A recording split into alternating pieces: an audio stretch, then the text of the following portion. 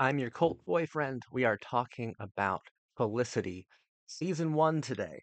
It's about a hypersensitive young girl who travels all the way across the country to New York City, from Palo Alto to New York City, following a boy she had a crush on in high school, and they go to college. At its most poetic and also at its most sensitive. I'm probably going to say the word sensitive a lot during this analysis because it's one of the most sensitive of the teen dramas that we've discussed. It might be the most sensitive teen drama ever. Like, it's an extremely sensitive and tender show. It even has a cozy feel to it. I find myself thinking about Felicity and just smiling. Like, I feel good watching this show. And it also makes me want to go out and be social with like the people who are important to me. Like those few lucky few who are important to me. It makes me want to go hang out with friends. Just like Felicity, I'm desperate for meaning. And the secret is, so is everyone else. Felicity is good. This was a good season. And I liked a lot of it. At its most sensitive and most poetic, it's a show about the phantom pains of high school, about the phantom pains of adolescence. And it's normally hard to make a great college teen drama. It's normally hard. So what does Felicity do? It brings the phantom pains of high school over to college and implicitly says that the phantom pains of high school follow you your entire life. Felicity asks the question perpetually, what if high school went away, but the feeling of it didn't? Felicity is obsessed with Ben, and Ben is symbolic of love, of first love, of that true meaningful love. When you're young and a teenager, that's when love can be its most meaningful and desperate. In the final episode of the season, Ben tells Felicity, I've never seen someone more desperate for meaning than you. And then people like Julie and Elena and Noel, they represent all of the other things, all of the other pains, all of the other feelings that she missed out on in high school, or all those feelings that will follow her entire life, the archetypes that are born of adolescence that will follow you forever. And not in a haunting way, but in a way that brings life to meaning, bringing life to meaning itself. That's the show at its most sensitive, because I think that possibly the tragedy of Felicity is that Felicity is looking for meaning everywhere. But the problem is there is meaning everywhere. What she should be looking for is life. And what's happening is applying life to meaning because those two things are entirely separate. There's no meaning to life, not unless you apply it yourself. So the two dudes behind Felicity are none other than J.J. Abrams and Matt Reeves. I never thought in a million years I'd be analyzing spending this much time with either of those two figures. It excites me. It's fun because, J.J. Abrams and Matt Reeves would go on to become pretty fucking big deals. Like they're pretty significant, important figures and controversial in their own way, mostly because they just yeah, it happens with the franchises and IPs that they've worked within. Some would say like ruined. I don't give a fuck. I don't fucking care. I'm excited to fucking figure out just who J.J. Abrams and Matt Reeves are. J.J. Abrams interests me a lot more than Matt Reeves. J.J. seems to have had a talent for television. This and Alias and Lost, he seems to have known how to design good television. And this is an extremely sensitive show from Abrams and Reeves, two figures who I never would have described as sensitive previously. Outside of Felicity, I would never have called these two guys sensitive, but the work they did in Felicity is extraordinarily tender, and I am impressed. So J.J. Abrams, that's who I'm really going to focus on right now. I don't know too much about Matt Reeves. I'm sure he had a lot to do with this show as well, but I'm seeing just a little bit more JJ from what we know about JJ. And one of the things that we know about JJ isn't very flattering. I don't know why he did that TED Talk, like what, 15, 20 years ago at this point. I don't know why he did that TED Talk when he brought out like a magic mystery box and went like, this is how I write. Like, why would you do that, man? Why did you do that? That gave everyone endless ammunition to criticize you. because I'm gonna be charitable to Abrams.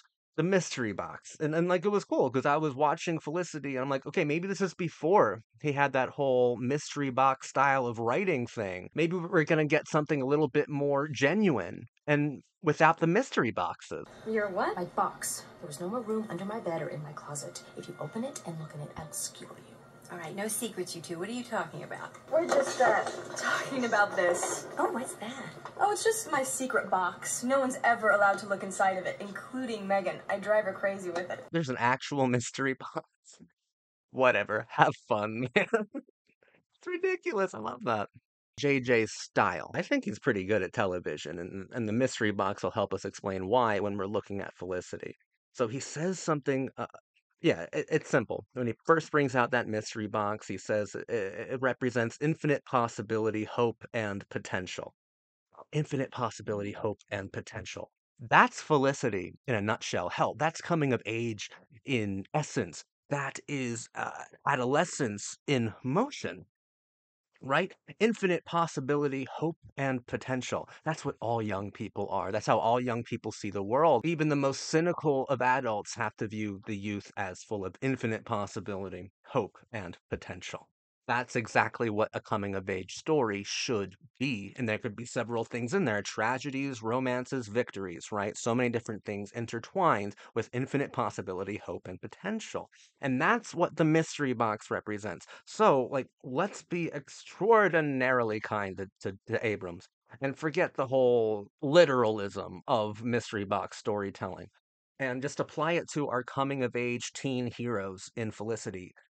Every teenager in a teen drama is a mystery box, infinite possibility, hope, and potential. They grow and they change and they could become anything, truly. But therein lies the tragedy because some of us can't be anything, but it's still a mystery box. It's still just all experience and all seemingly impossibly infinite. And while I would not call the season as a whole masterful, there were a couple problems with pacing and with some of the episode structure and basic design. Episode 10 called Finally, when everyone's just cramming for the finals, was a brilliant exercise in form, in sensitivity, in drama, in everything. Like the episode Finally, I think, is brilliant. Brilliant work from Abrams and Reeves. And it's fun seeing early on that you can tell that, I mean, given the knowledge that we have now, like who Reeves and Abrams would become, because of fucking course, Matt Reeves would put Amy Jo Johnson, the Pink Ranger, everyone's crush in the 90s, everyone's very first crush in the 90s, in a Michelle Pfeiffer Catwoman suit. I'm not complaining. I'm just saying, of course, Matt Reeves would do that. And Abrams, the whole episode called The Force. Like a big plot point is Noel is waiting outside for episode 1 to premiere. There's a lot of different like references to filmmakers that Abrams and Reeves clearly have respect for, and for IPs that both of them would come to reinvent and reinvigor in a very large way too. Season 1 is pretty well known for having a sophisticated storyline about rape, and it is sophisticated, and it is surprising, it's, complex, and it hits you. It works. It works so well. Devin Gummersall plays Zach, plays the rapist. Wish he wasn't called Zach. Could we have changed that? Because I because I fuck you. Because the name Zach is the name of saints who would never do anything wrong. But Devin Gummersall from My So-Called Life in Roswell did really well. Amy Jo Johnson did extraordinarily well as Julie. What interests me the most about the entire Zach sexual assault rape storyline was the fact that JJ's name popped up a lot as a writer. I mean, he wrote the episode where it happened. I'm pretty sure he invented the character Zach. Now, take what we know of Abrams as a filmmaker, as a certain kind of blockbuster filmmaker. He decides that he's going to make the rapist on Felicity not only a cinephile, but an aspiring filmmaker who is obsessed with Andrei Tarkovsky, specifically Solaris. Like the Are we dealing with some sort of phantom pain from high school or from college on JJ's end? Did some fucking pretentious Tarkovsky snob make him feel bad for liking ET and he went, "You know what? 10 years from now, I'm gonna make you a fucking rapist on my show?" It's saying a lot though, and even if we stop being cheeky about it and just say that this is Abrams's view of a certain kind of cinephile, of a certain kind of filmmaker, actually. And it's not simply inauthentic, it's naive, and he weaponizes that kind of cineast naivety into one of complete sexual violence. You know, because this character Zach is really, really, it's so well done. It is so well done. The fact that Zach never loses his sensitivity either. Like, the empathy within Felicity, the sensitivity of it is its strongest characteristic. Because you cry for Julie, your heart breaks for Julie, you are shocked that that happened because you felt like you knew Zach.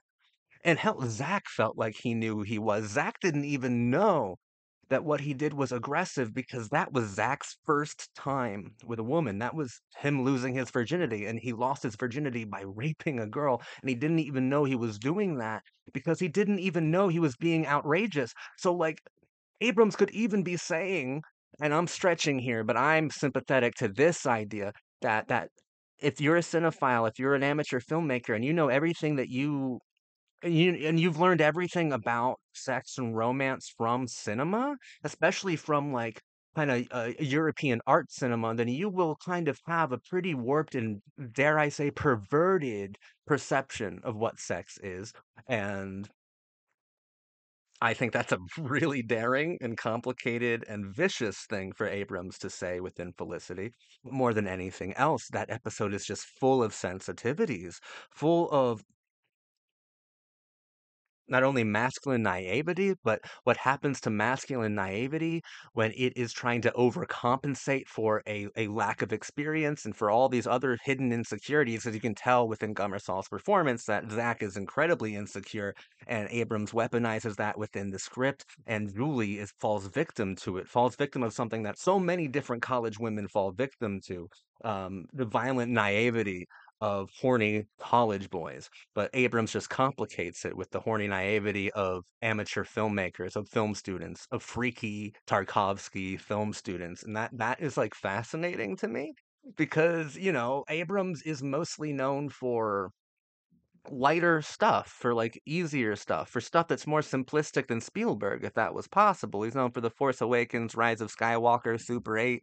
You know, he's not known for being a terribly complicated filmmaker, but these episodes not only show that he understands the complexities of sexual assault in a way that I haven't seen too many understand it within the teen television format, but also that he has a very negative opinion of a certain kind of pretentious cinephile who loves these worldly films, but is really such a loser, such an insular, such an incel of a character. And that's how he views people who love Tarkovsky, which I agree with. Fuck Tarkovsky. Oh my God, just you shouldn't have named him Zach. You should have named him a stupid name. You know, my name's Zach. You should have named him fucking Tyler. How about that? Carrie Russell does phenomenally as Felicity. She's great in this role. You feel for her every second. You find yourself, you know, really, really relating to her, really seeing things from her perspective and liking her perspective as well, appreciating it.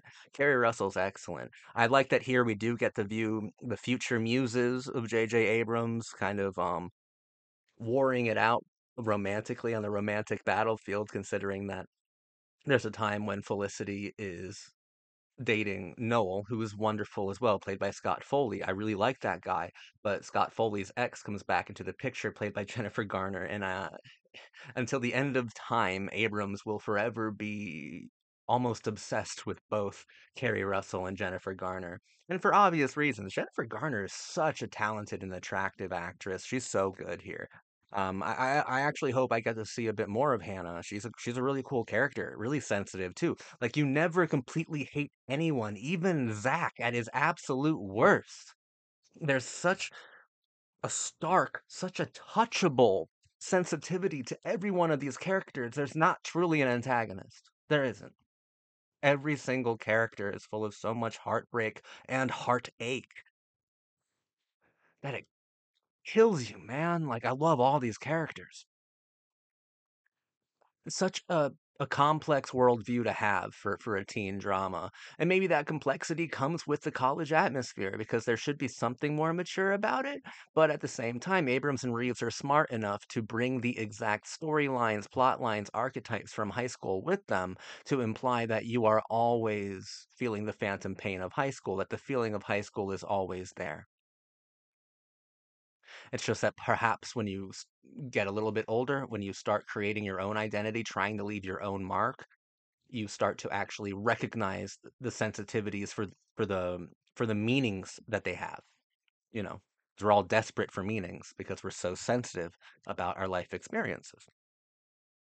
And leaving a mark is a pretty big theme within the first season of Felicity, and I assume it'll be a big theme throughout the entire series.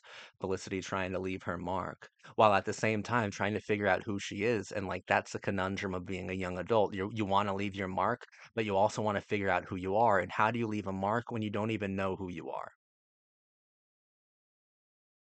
That's one of the fun riddles of coming of age.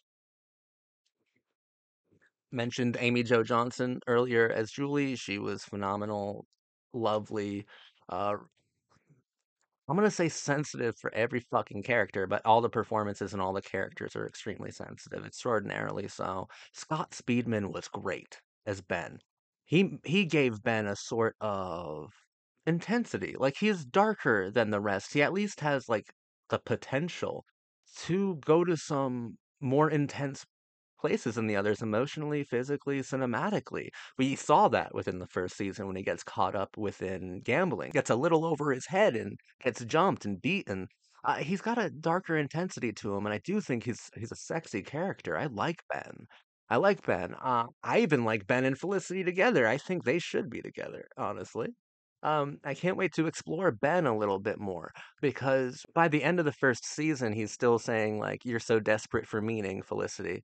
But I think he's finally starting to recognize that the meaning that Felicity is obsessing over actually does exist. And I want to see Ben recognize the meaning himself, and specifically the meaning within Felicity, like the absolute and overwhelming meaning of the way that Felicity gazes at him. I want Ben to recognize that for the adoration, for the true, pure want and desire that that is, for the like endless youthful love that it could represent. I thought Scott Speedman did great. And his roommate, played by Greg Grunberg, I think is how you say it. His roommate, played by Greg Grunberg, Sean, another person who Abrams will be obsessed with forever of the male variety. I think he's in like everything that he does. Uh, he's great. He's one of the best characters. Sean's one of the best characters, and so is what's her name? Megan? Felicity's roommate. The cool kind of clubby, gothy, witchy girl. I like her a lot. She's so fun. I want to see everybody more. It's such a great cast. The show is self-aware enough to call out its central lead on stalking. Like, is it stalking for her to have gone all the way across the country to follow a guy she never even knew but had a high school crush on? Is it stalking? I don't know, maybe. Would this show be like really weird if gender roles were reversed? Yeah, it'd be a lot weirder, but they weren't, and that's kind of the fucking point of it. The feminine perception of the phantom pain of high school is completely different than the masculine one, as we see from characters like Zach and even, other characters like Macaulay, McCahey. When Todd Mulcahy shows up, I was like, okay, so this is teen drama a la J.J. Abrams. Okay, fine. I lost this battle, I accept that. But we will kiss. Just know this, I am down. But I am not in any way. Todd. Out.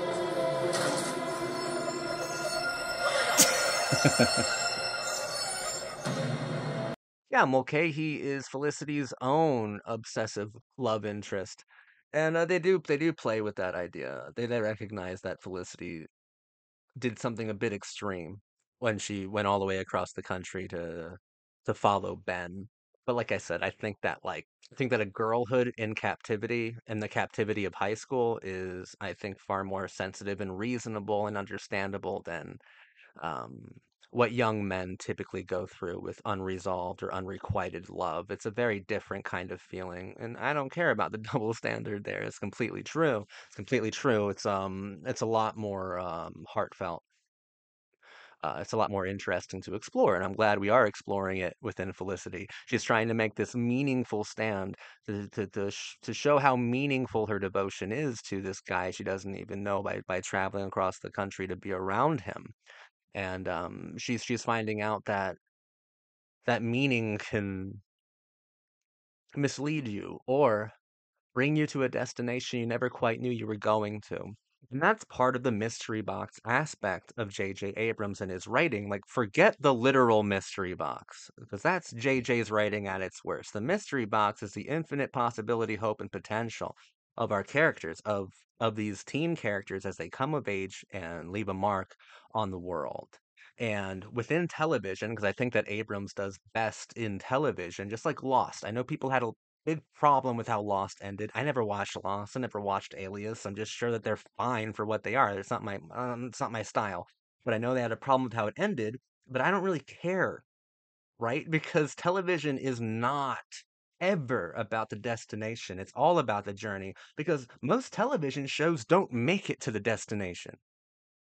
Television shows put all they have on the journey itself. The destination, that's just something that happens if you actually get to that point, if you're lucky enough to get there. Am I saying that like grand stories are unimportant? Like grand finales aren't unimportant? Yes, I am actually saying exactly that when we're talking about television. When you're making television, I don't think that you should know exactly where it's going to end. I think that takes probably the fun out of actually crafting and designing a television show. And I think this is where Abrams and his mystery box storytelling becomes not only interesting, but entirely necessary and practical to use. You know, when you make a TV show, you can't imagine that it's gonna last 6 or 7 years. You can't imagine that. You shouldn't imagine that. That'd be foolish of you to do because it's not going to. The journey matters more. The infinite hope, possibility, potential, that matters way more than the destination. The journey does. And that's truthful in life as well. It's not about where you and I are going, right? It's about how we got there, what we do on the way there, because the journey can completely alter, the journey can completely change. And the whole thing is hopefully you don't reach that destination and you're always searching for meaning. Like, that's the point of life. Like, television is far more lifelike than cinema ever could be. With cinema, an ending is guaranteed.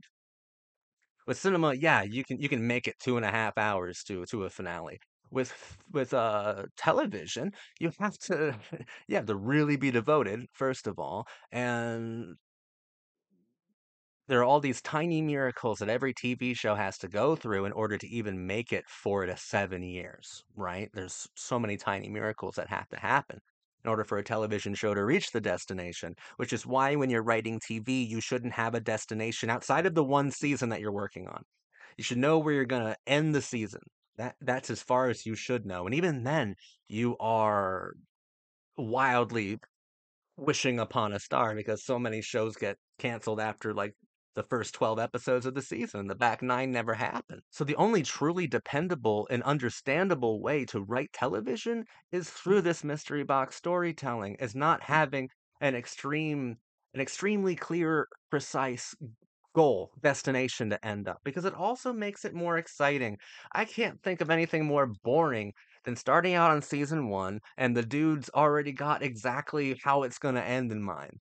Like, that sucks. That's lame. That's lame. And knows like every step along the way, you must feel so tired and stagnated. No, I like JJ's approach to television with the mystery box with the infinite possibility, hope, and potential because it actually makes everything better. And Series finales, like the ends of entire shows, those are hard to pull off. There are probably more poor grand endings than great ones because television isn't about a great ending.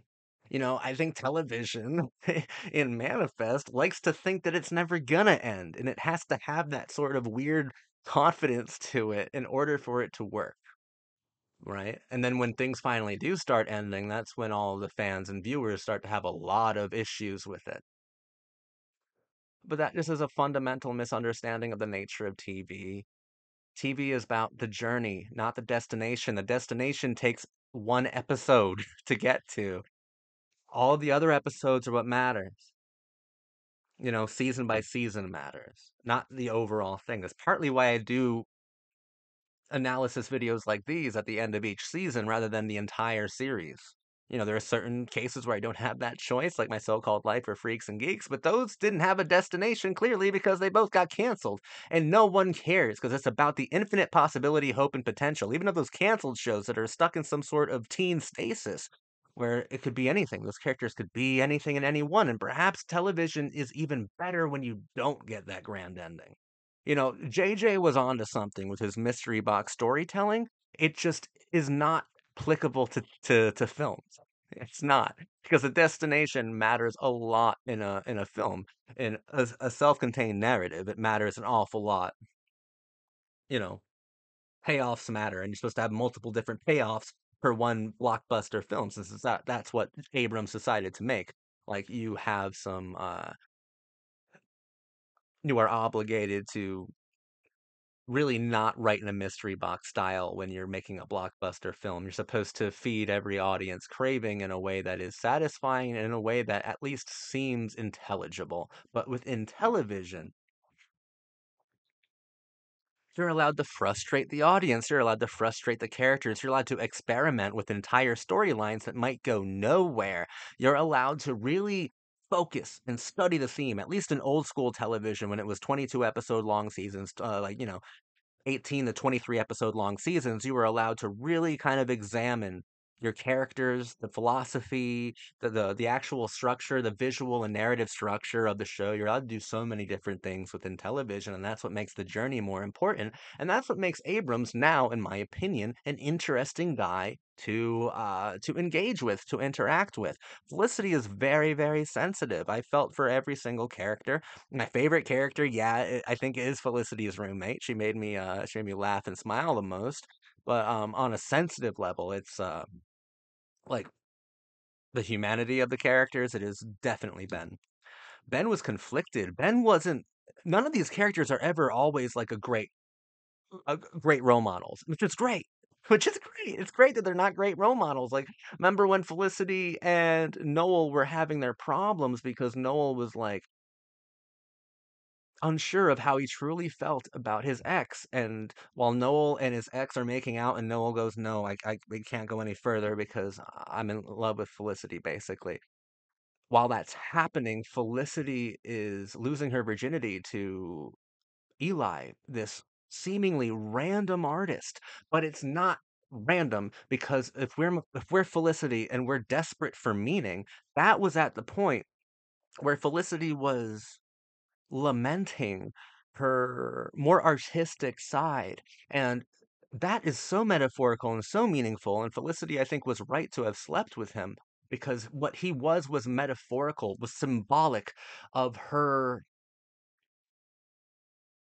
affection, of her love for art. She was intimate with that part of herself, that very big part of herself that wanted to be an artist. And she was intimate with that desire, with that missing limb of the phantom pain of high school. Like that's what sleeping with the art student seemingly randomly, that's what that represented. It's not random. It had been building up for years and years and years and years. But it's a daring thing to do on your show to do to have your character do a thing that at least half of the viewers will find disagreeable. And Ben is no different. Ben is doing a lot of so many disagreeable things, and yet it might be Scott Speedman's performance, might be the writing of Abrams and Reeves. You never stop feeling heartache for the kid. I love Ben. I love Ben so much. He's my favorite character who who I relate to the most, or I at least recognize the most meaning and humanity within his philosophy. And I want to flesh that out more in the second season. And I think I'm going to spend a lot more time on Ben in my season two analysis video. But yeah, Felicity's roommate is just so much fun all the time. I like her a lot. She makes me laugh a lot, you know. So it's really good seeing her. But Ben makes me take a step back and kind of reflect, which is really good. Because Ben could also be symbolic of the because we all have a high school like something unresolved romantically from high school that we just can't seem to get over no matter how hard we try. And Ben is certainly symbolic of that for the audience or the viewer, for me. You know, there's a lot of power within these characters, and Ben specifically to me, I think is the most powerful. But Felicity, that's the most tender. And I think a great deal of it has to do with how much Abrams must have grown close to her, to the actor, to Kerry Russell, because he seems to understand her skill set very well. And Kerry Russell, I think, completely understands the assignment. And they're a very good team. I really liked season one of Felicity. I thought it was good. I have a feeling I'm going to really, really, really enjoy myself with Felicity. I have a feeling that I'm going to really, really, really enjoy Felicity, and I'm very excited for the rest of it. I really loved it. I really, really, really was digging it, man. It's good. This is very good. Um, some of the best college teen drama I've ever seen because we've covered like college teen drama is normally difficult.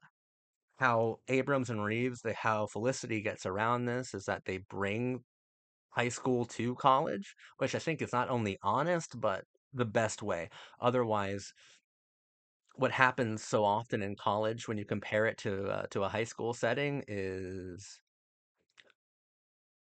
difficult to work through. Because like think of Buffy, Veronica Mars, Gilmore Girls, think of other shows that went to college, and you'll be reminded of a loss of momentum in a couple different ways for a couple different reasons. Postmodernism, drama, coming of age stories are all postmodern in essence because coming of age is a deconstruction of youth. And when you apply postmodern coming of age scenarios to a college setting, you lose some of that. For a variety of reasons. I'll go through it quickly because I talked about this to death elsewhere. But I think the biggest reason is because in high school, you could have the most privileged kid in the world next to the most impoverished one. And they're there because of their district and they are forced to interact with each other. You don't get that in college at all at all. It's less politically powerful in college because everyone there is there not only of their own free will, like you choose to go to college, you can't choose to go to high school in most cases, but they're also mostly from the same financial bracket. You know, it varies, but no one there is extraordinarily poor. No one there is struggling in the same way that teen characters can in high school. There are a lot of other reasons. And it's also that the viewer is such an important part in teen shows. Everyone's been to high school. Not everyone's been to college. You know, college is it's not guaranteed to any of us, especially those of us who did watch television because we were lonely. Those of us who had emotional problems. Um, High school works a lot better. But this is some of the best. This is probably the best example of a college teen drama that I can think of. This and Gossip, because you can only do two things. Because normally with a college teen drama, you have to go really cynical in order for it to work. It has to be cynical, like Gossip from 2000. It has to be extraordinarily cynical. But Felicity outmaneuvers that because it brings high school with it, which, yes, like I said, is honest. Is an honest thing to do and a very helpful thing to do if you want your show to be sensitive and tender and not cynical and gloomy, which is normally how these college things are done. That intro is awesome. I love the ooh way oh ah way oh oh ah the that was terrible, Zach. It's just a great intro. It's one of my favorite intros actually with those black and white photography. Such a great vibe. It's sensitive. Everything about this show is sensitive. I love the Ben and Felicity kiss in the season finale. Like they're sitting there, and then Ben leaps at her, dude. Like jolts, and like the audience is expecting something slow because it's the opposite of what we're anticipating. Just this thing we've been waiting 22 episodes for. It just happens so fast. Oh, and the audience jumps out of their seat. That's how you make a kiss fucking super exciting. I was really impressed by the first kiss between Ben and Felicity. Loved that shit. I've never seen a show more desperate for meaning than Felicity. I I really, really like it. It's very good. Thank you for watching me.